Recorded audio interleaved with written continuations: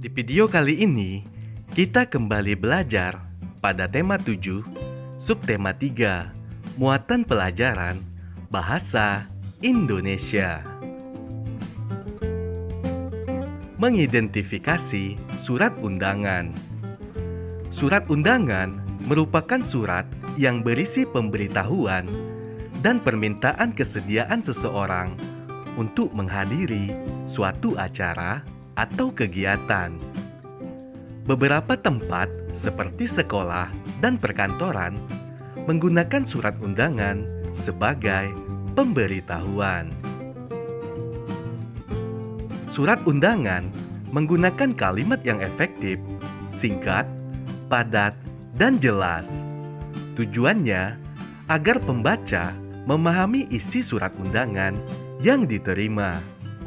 Surat undangan dibagi menjadi dua jenis, yaitu surat undangan resmi dan tidak resmi.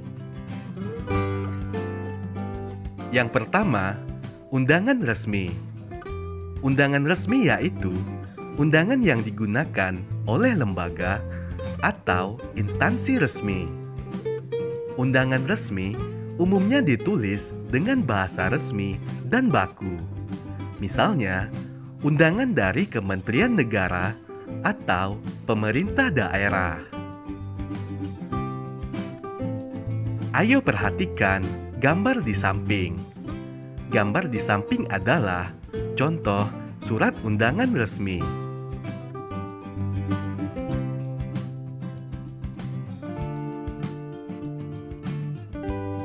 Yang kedua, undangan tidak resmi. Undangan tidak resmi yaitu undangan yang mengatasnamakan pribadi yang ditujukan kepada orang lain untuk menginformasikan kegiatan pribadi orang tersebut. Contoh undangan tidak resmi, misalnya undangan ulang tahun. Ayo perhatikan gambar berikut ini. Gambar di samping adalah contoh surat undangan tidak resmi.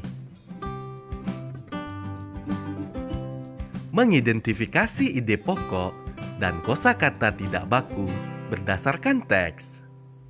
Ide pokok adalah pokok permasalahan yang ada di dalam sebuah teks. Langkah-langkah dalam menentukan ide pokok adalah sebagai berikut. Langkah pertama, membaca teks secara utuh dengan saksama. Langkah kedua, memahami topik teks. Langkah ketiga, memahami isi dan hubungan antar kalimat dalam setiap paragraf. Langkah keempat, menentukan kalimat utama pada setiap paragraf. 5. Mencatat hal-hal penting dalam setiap paragraf. Dan langkah yang keenam, jika belum memahami isi teks, bacalah teks tersebut secara berulang. Ayo simaklah teks berikut. Pada 16 Agustus 1945, sekitar pukul 4 waktu Indonesia Barat, sejumlah pemuda antara lain Sukarni, Wikana, dan Khairul Saleh membawa Soekarno dan Hatta ke Rengas Dengklok. Di sana, para pemuda mendesak mereka agar segera memproklamasikan kemerdekaan. Para pemuda berusaha meyakinkan Soekarno dan Hatta bahwa Jepang sudah menyerah dan rakyat siap untuk melawan Jepang. Malam harinya, Laksamana Maida mengantar Soekarno dan Hatta ke kediaman Mayor Jenderal Moichiro Yamamoto, namun ditolak. Akhirnya, mereka menuju ke rumah Laksamana Maida di Jalan Imam Bonjol nomor 1 untuk menyiapkan rapat persiapan teks proklamasi. Ide pokok berdasarkan paragraf tersebut adalah Jepang sudah menyerah dan rakyat siap melawan Jepang. Selanjutnya, contoh kata baku dan kata tidak baku berdasarkan teks tersebut. Kata baku mendesak, artinya memaksa untuk segera dilakukan. Sedangkan kata tidak bakunya tidak ada. Kemudian, kata baku berusaha, artinya melakukan suatu usaha. Kata tidak bakunya tidak ada. Menuliskan informasi penting dalam teks. Ada beberapa cara yang dapat dilakukan untuk menemukan informasi penting dalam sebuah teks.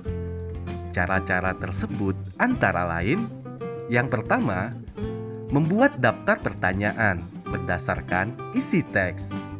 Kamu dapat menggunakan kata tanya seperti apa, di mana, mengapa, siapa, kapan, dan bagaimana. Kedua, menggunakan peta pikiran. Peta pikiran dapat membantu kita mengelompokkan informasi dalam pikiran kita secara kreatif. Berikut adalah contoh membuat peta pikiran.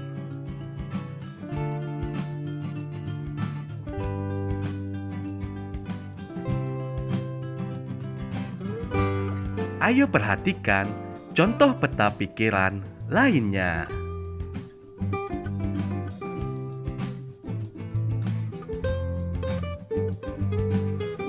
Unsur-unsur dalam surat resmi.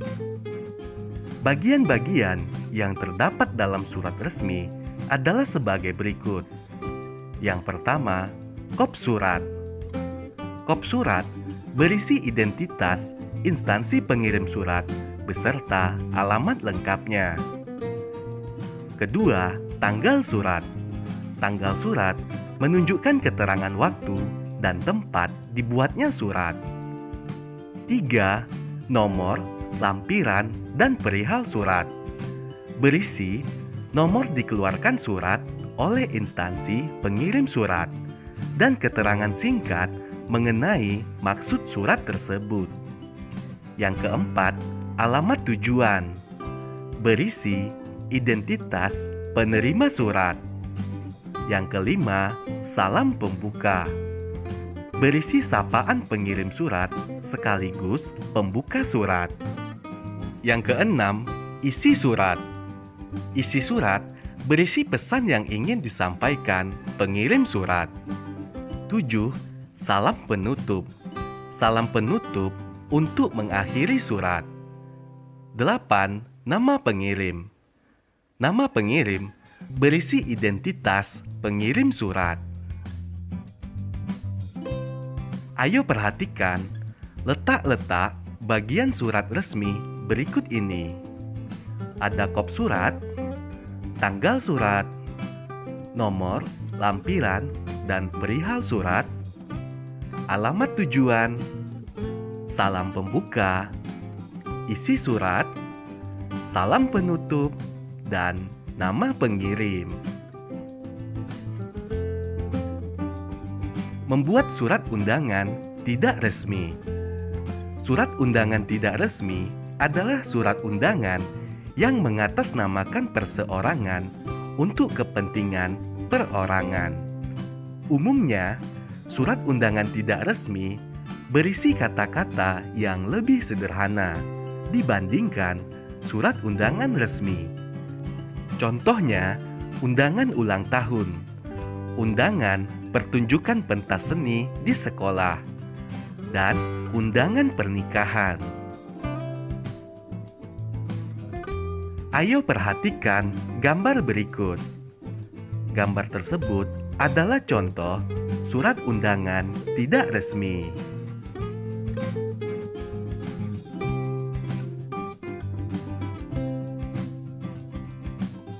Ayo perhatikan contoh undangan tidak resmi lainnya.